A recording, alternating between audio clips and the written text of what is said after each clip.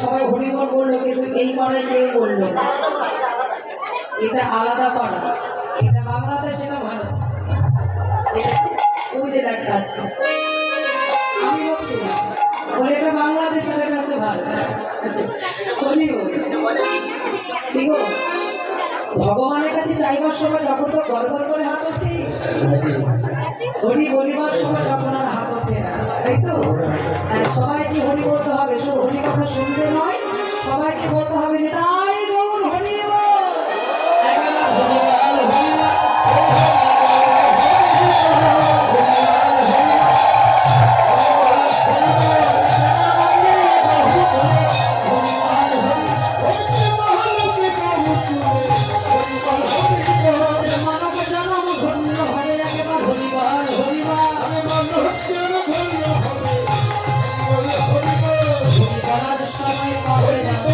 সময়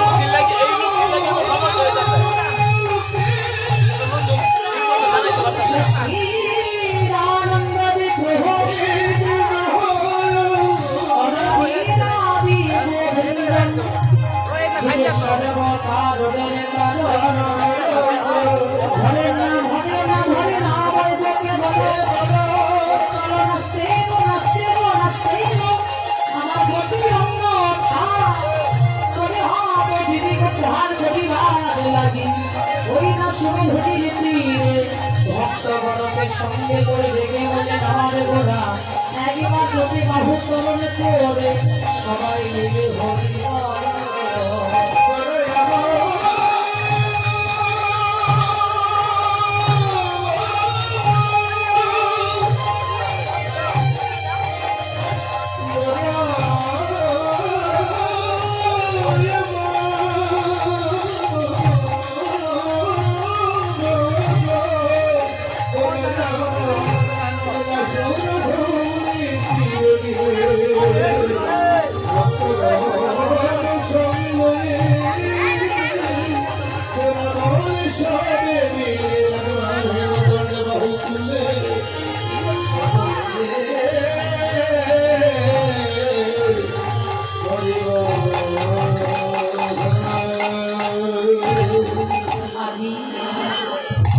যিনি কলিযুগের ভগবান, যিনি সচিমায়ের দুলালিয়া বিষ্ণু প্রাণ ভগবান, যিনি রাধারানী প্রাণবল্লভ, যিনি সেবা সঙ্গনে নিত্য নিত্য নটনারী পতিত পাবন বহু সেই ভগবান, যিনি অদ্বৈত আচার্যের রাধানিধি, যিনি গোপীজনার মনোচনা রসের এত জায়গা থাকতে প্রভু নাম করতে শুরু ধনির দিন শাস্ত্রী বললি ঈশ্বর পরম কৃষ্ণ সচ্চিদানন্দ বিগ্রহ অনাদির আদি গোবিন্দ যিনি সর্বকারণে কারণ, যিনি পরম কৃষ্ণ ভগবান জগতের মালিক, যিনি জগতের পিতা, যিনি সৃষ্টি স্থিতি প্রলয়কারী সেই ভগবান এত জায়গা থাকতে নাম করছে শুরু ধনির দিন। কি নাম করছে? হরিনাম। হরে নাম হরে নাম হরে নাম হরিব কে বলো বলো নাস্তেব নাস্তেব নাস্তেই আমার গতি রত্ন। এটা আমরা সবাই জানি যে হরিনাম ছাড়া আমাদের আর কিছু সঙ্গে যাবে না। তারপরও আমাদের প্রত্যেকের ভিতরে এক একটা বস্তু আছে লোকে, সেটা কি আমিত্ব। আমরা কি জানি না বাবা, জগতে একা এসেছি, যেদিন চলে যাবে একাই চলে যেতে হবে, সবাই জানি। তবু আমাদের মায়ার সংসার, আমাদের এই কামনা বাসনা যে ভালোবাসা, মায়ার যে সংসারে যে প্রাণ, এটা আমরা কি ভুলে যেতে পারি না। এই জন্য আমরা ভক্ত হয়েও আজও আমাদের ভগবান কিংবা হচ্ছে না। যার প্রমাণ দিনই সর্বস্বামীর এক গোসাই আমার সনাতন গোস্বামী ভক্তের উদাহরণ দেখছি ভালো করে শোনো। সনাতন গোস্বামী সবই কিছু পরিত্যাগ করে যখন প্রভুর কাছে গিয়ে দাঁড়িয়েছিল, সনাতন গোস্বামী প্রভুকে রেখে বলেছিল, দয়াময় এ জগৎ আমার সবই কিছুকে পরিত্যাগ করে আমি তোমার চরণের সবে সঁপে দিয়ে আজ থেকে আমি তোমার চরণের দাস। সনাতন ও ভক্ত সবই কিছুকে পরিত্যাগ করেছো বাবা, একবার তোমার নিজের অঙ্গের দিকে তাকিয়ে দেখো তো, তুমি সবই কিছুকে পরিত্যাগ করেছো, একটা কম্বলের মায়াকে পরিত্যাগ করতে পারোনি। সনাতন বুঝতে পারলে তাই তো, আমি সংসার পরিত্যাগ করলাম, এ জগতে আমি তো পরিত্যাগ করলাম, কিন্তু কম্বল কি এখন আমার করে জড়িয়ে আছে কেন? আমার ভুল। পথে দাঁড়িয়ে এক ভক্তকে আমার কম্বলটাকে দানে করে এবার প্রভুর চরণ তলে চলে গেছে। প্রভু জিয়ে দেখো আমার কাছে আর কিছু না, এই জগতের সংসারে মানুষ। হে ভগবান আমি তোমার দাস, সুখেও তুমি দুঃখেও তুমি, সবই কিছুতে তুমি, সবই কিছু ভগবান চরণে সঁপে দিয়েছি। যদি ঘনিষ্ঠ কোনো বন্ধুর সঙ্গে দেখা হয়, ও দাদা এবার আমার বাড়িতে এসো, কথাটা ভালো করে বলবেন বাবা, আমার বাড়িতে এসো। বাড়িতে এলো, ও দাদা আমার নাতিকে দেখেছো, এটা আমার নাতি, এটা আমার ছেলে বৌমা, এটা আমার ঘর, এটা আমার ছেলে বৌমা থাকে, এটা আমি থাকি। সবই কিছু পরিত্যাগ করলে ওই আমার শব্দকে এখন পরিত্যাগ করতে পারবে কি করে? ভগবানের কৃপা হবে বাবা। ছাড়া সঙ্গে যাবে, কিন্তু একবার চেয়ে দেখো হরিনাম ছাড়া জীবের গতি নাই। কিন্তু নামে কয়জন কাঁদে, স্বামী হারিয়ে যায় হাউ হাউ করে কাঁদি, স্ত্রী হারিয়ে যায় হাউ হাউ করে কাঁদি, সন্তান হারিয়ে যায় হাউ হাউ করে কাঁদি, কিন্তু হরিনামে কয়জন কেঁদেছিল বলতে পারি। জগৎ সংসারে মায়ায় করে আমরা হাউ হাউ করে কাঁদছি, কিন্তু হরিনামে গতিতে গতি বাবা সবার চোখে জল আসে। কেন জানি আমরা বাইরে ভক্ত, ভিতরে আমার ভক্ত। আমি কিন্তু ভক্তের বিচার করছি না। প্রভুপাদকে এক ভক্ত প্রশ্ন করেছিল, দয়াময়, যারা হরিকে ভালোবাসে তাদের দশা কি হয়, যারা হরিকে ভালোবাসে না তাদের দশা কি হয়, একেবারে কৃপা করে বলবেন। প্রভুপাদ ভক্তকে ডেকে বলেছিল, ভক্ত মোর তাহলে শোনো। ছোট্ট একটি উদাহরণ দিচ্ছি। বিড়াল দেখেছো বাবা? বিড়াল আপনাদের এলাকায় বিড়াল আছে? আচ্ছা বাবা, বিড়াল কি শিকার করে? ইঁদুর। তো বিড়াল যখন ইঁদুর শিকার করে তখন ইঁদুরের অবস্থা কেমন হয়? রক্তাক্ত হয়ে যায়, প্রাণ চলে যায়। ওই ইঁদুরে যখন, ওই বিড়ালে যখন বাচ্চা হয় তখন দেখবে চোখ ফোটে না বাবা। আমরা অনেকে মুখে শুনেছি ওই বিড়াল ছাড়াগুলো তখনই চোখ ফোটে একটা স্থান থেকে আরেকটা স্থানে যখনই নিয়ে যায়, মানে সাথে জায়গায় না নিয়ে গেলে ওই বিড়ালে বাচ্চা কখনো চোখ হয় না। যে মুখে করে ইঁদুরটাকে ধরলো, ইঁদুরটা প্রাণ চলে গেল, রক্তাক্ত হয়ে গেল, আর ওই মুখে করে আবার ওই বিড়ালে বাচ্চাগুলোকে নিয়ে একটা স্থান থেকে আরেকটা স্থানে নিয়ে যাচ্ছি, তাদের কি কিছু হয়? বিড়াল বাচ্চাগুলো কিছু হয়? কেন হয় না? সন্তানের প্রতি মায়ের ভালোবাসা। তাই প্রভুপাদে ডেকে বললেন, ভক্তগণ, যারা জগৎপিতা হরিকে প্রকৃতই ভালোবাসে, আমার জগৎপিতা ভগবান সেই সন্তানকে হৃদয়ের মাঝে ধরে ভালোবাসে। আর এই জগতে যারা জগৎপিতা হরিকে ভালোবাসতে জানে না, এই সংসারের জন্য ভালোবাসে, তাদের অবস্থা ওই দূরের মতো হয়ে যায়নি। তাই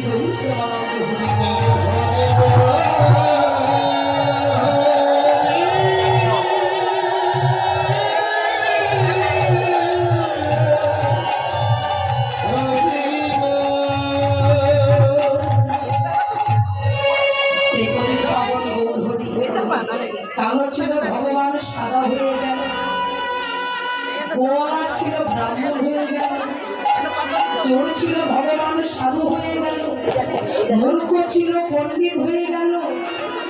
এত কিছু পরিত্যাগ করে প্রভু রাম ধরলেন শ্রীকৃষ্ণ চৈতন্য পতিত পাবন।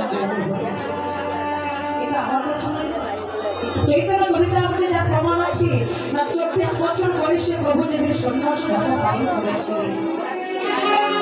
নাম হলো গৌর হরি, নাম হলো নিমাই। কেন না? প্রভুর নেমের তলায় জন্ম হয়েছিল, আবির্ভাব ঘটেছিল, তাই প্রভু নাম হয়েছিল নিমাই। নাম হলো গোড়া, না গোবিন্দের গো রাধারণীর রাত হয়ে মিলে হলো গোড়া। নাম হলো পতিতে পাবন। কেন? এই পতিতে যোগ্য ধার করিবার জন্য প্রভু নাম ধরলেন পতিতে পাবন। নাম ধরে শ্রী চৈতন্য। কেন?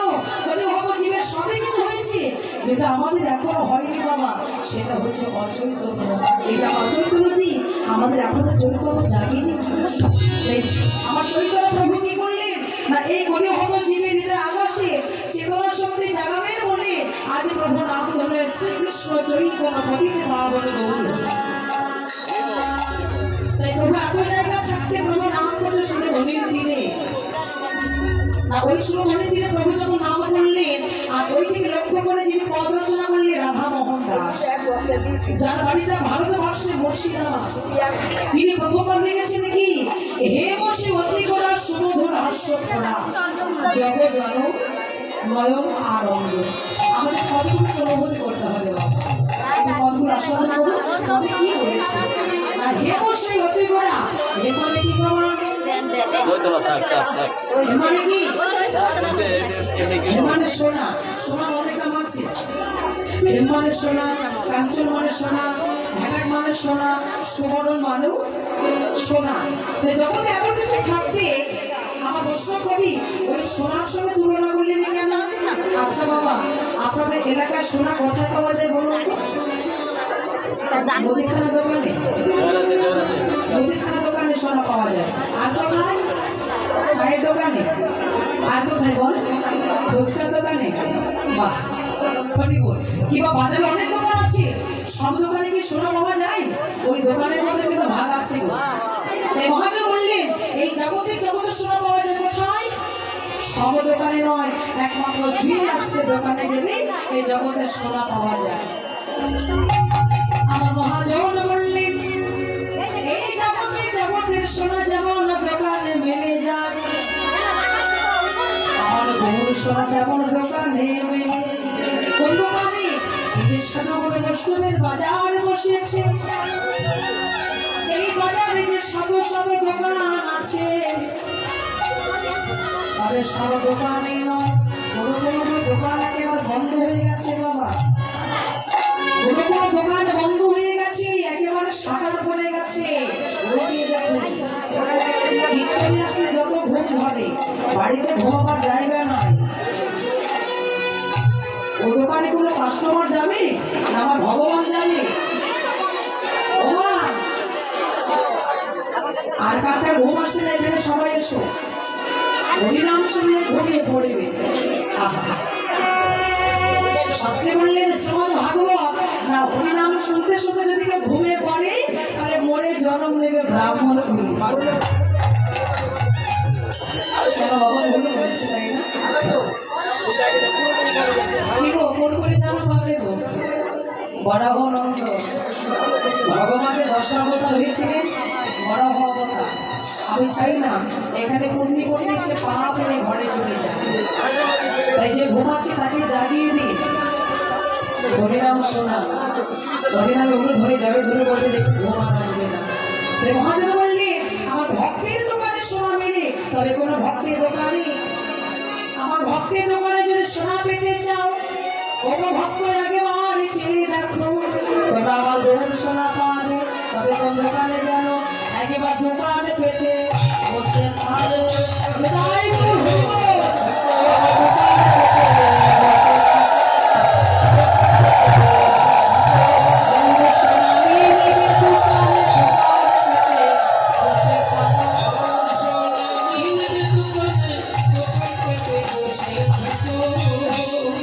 আমি কিন্তু ভুল বলছি না বাবা, আমি বলেছি দোকান।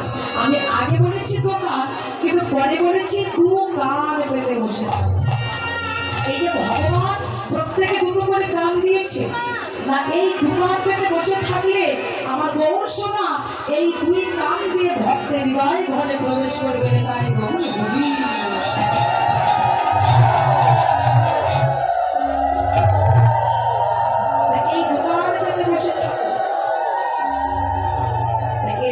সোনা সবাই ভালোবাসে। আবার গৌর সোনা কয়জন ভালোবাসে বাবা? জগতের সোনা সবাই ভালোবাসে, সবার কাছে আছে, সবার ঘরে আছে। আমার জগৎপতি ভগবান আমাদের প্রত্যেকে একটি হাত উপহার দিয়েছে, সেটা সবার ঘরে আছে। এই জগতের সোনা সবার ঘরে আছে। আমার জগৎপতি ভগবান একটি হাত উপহার দিয়েছে, এই যে এই হাত কি সবার ঘরে আছে? আছে তো? ও তোমার গলায় নাই কেন গো? ছিঁড়ে গেছে? ও সুতো পাওনি? তার খেতে হবে রে যেমন।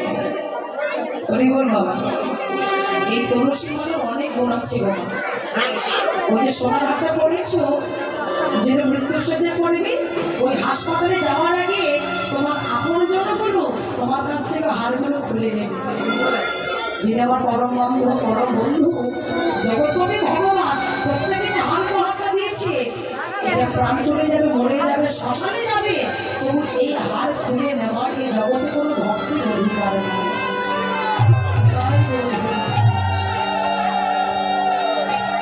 তাই বলছি সবাই করে বাবা, সবাই মিলে করে নি। জগৎ তো চলে গেল, যার কৃপায় জগতের সংসারে এসেছি আমরা তাকে ভুলে গেছি। মানুষ বড় স্বার্থপর। যখন আমাদের অভাব আসে, আমাদের দুঃখ আসে, কষ্ট আসে, বিপদ আসে, তখন ভগবানকে দেখে বলে দয়াময় রক্ষা করে। যখন ছেলে বাবা লাঠি ধাক্কা মারে, তখন ভগবানের চরণে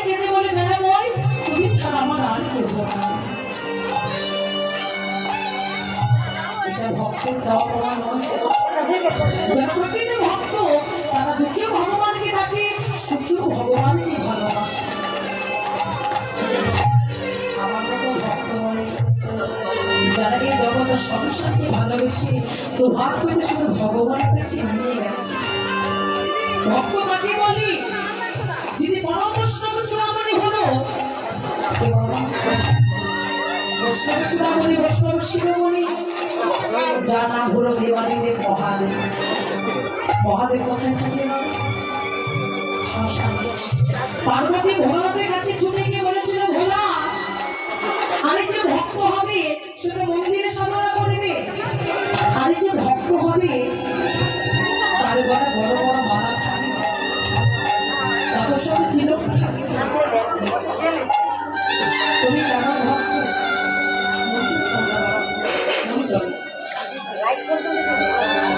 তুমি কেমন ভক্ত? তুমি শ্মশানে পড়ে আছো, তোমার গলা মালা আর তিলক নয়, তোমার সর্বকে ছাই থেকে ঘুরে বেড়াচ্ছ, তুমি কেমন ভক্ত? ওরা কেঁদে বলেছিল,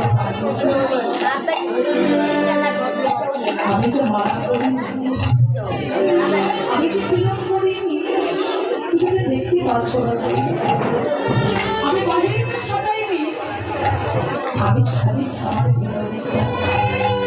পার্বতী, যেটা চোখে দেখা যায় না, আমি বাহিরে তো সাজাইনি, আমি সাজিয়েছি আমার ভিতরে। কেন জানো? তবে শোনো পার্বতী, তুমি আমার মধ্যে যে ছাই ভস্য করছো, এই ছাই ভস্য দেখছি আমার সাধুগুরু বৈষ্ণবের চরণে। এই জগতের সাধুগুরু বৈষ্ণবের চরণে শুনেছি, যদি ভক্তের কৃপা না হয়, বৈষ্ণবের কৃপা না হয়, আমার ভগবানের নাকি কৃপা হতে পারে। আমি জানি বৈষ্ণব কৃপা পেতে হলে, ভক্তের কৃপা আমাকে বলে আগে সাধুগুরু বৈষ্ণবের চরণে ভোলা দেখে বললে, রোগা পার্বতী একবার চেয়ে দেখো, আমি শ্মশানে বসে আছি কেন জানো? ওই সকল সাধুগুরু বৈষ্ণবের চরণের ধুলি, ওই বৈষ্ণবের ধুলি দেখে আমি শ্মশানে বসে কাঁদি আর বলি,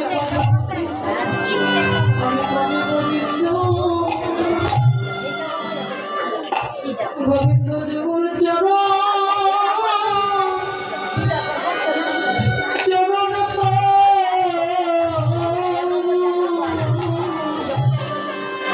ওরে আমি কবে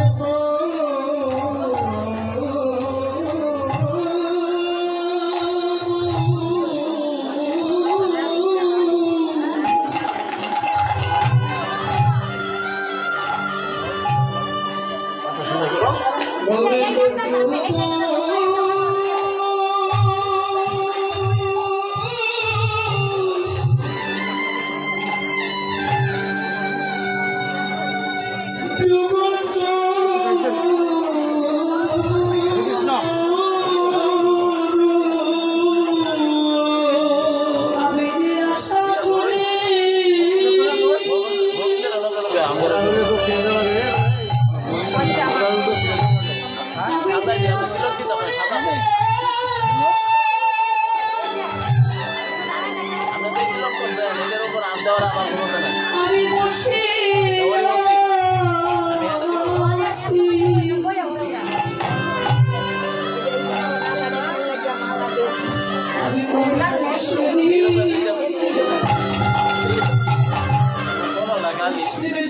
চরণ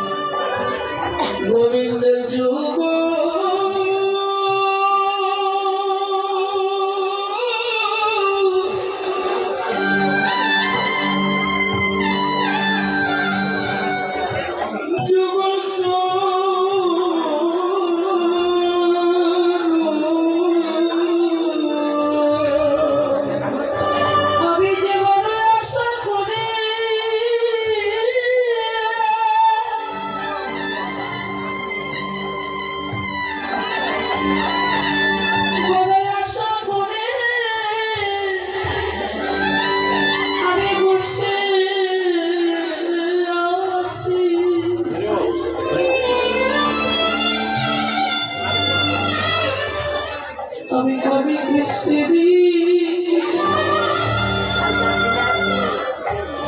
ওই যুগল চরণ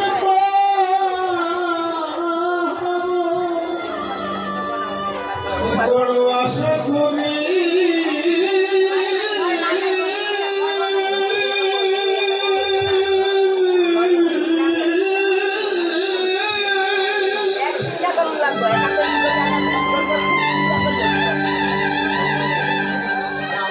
বড় আশা করি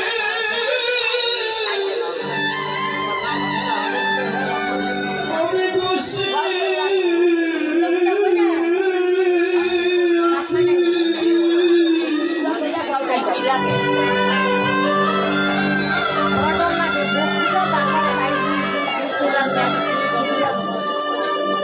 আমি কোনে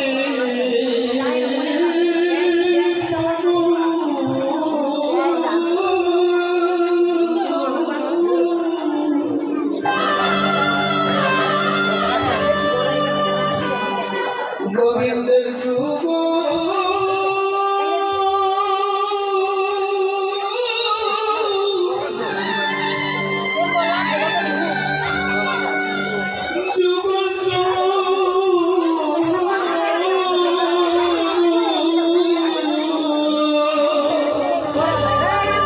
পার্বতী শুনেছি এই জগতে বৈষ্ণবী কৃপা হলে ভক্তি কৃপা হলে